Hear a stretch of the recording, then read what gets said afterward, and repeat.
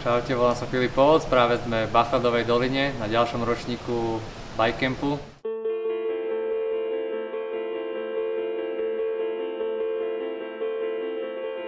Bachladka nám ponúka veľa tratí, máme tu dve zjazdové trate, freeridovú trať, family trať, ktorá je plná skokov, takže ten program bikecampu bol dosť pestrý. Tento ročník sme mali trošku upršaný, takže bolo to ešte lepšie na ten tréning, lebo za každú chybičku človek zaplatí, raz chytí brzdu v nesprávnom momente a už ho to otáča, tak myslím, že najlepšie podmienky na ten camp, aké môžu byť.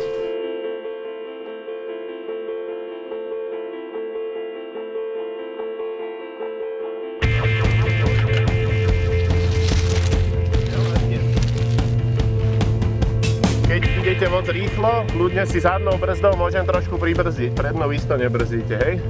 Čiže trošku si ťuknem zadnou. Keď sa rozbehne moc a snažíme sa to držať, hej, stále na zemi. Super.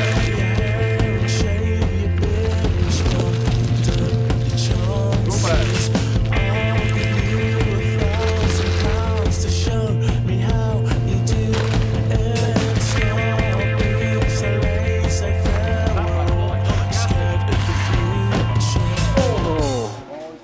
Zatiaľ som to nevidel ani u jedného dobre spravené. A ty úplne naopak, proste ty si to nehal úplne pasívne, skočil si, to telo proste musí to utlmiť ten skok a dopadnúť čím skorej. S týmto musíme pracovať, poď.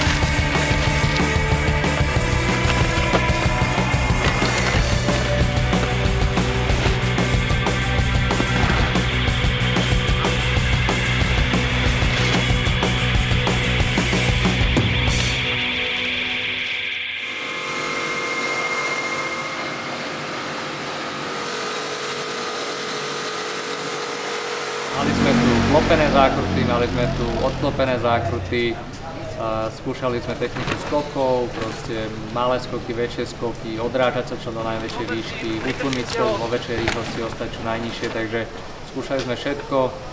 Korene na mokru naozaj veľká sranda, takže chalani skúšali traverzy, pustiť tie brzdy, nedržať to, aby to nešmýkalo, takže mali sme možno vyskúšať naozaj každý terén a každý na vlastnej koži. Zo pár pádov samozrejme patrí k tomu, ale kto nepadá, nezrýchli.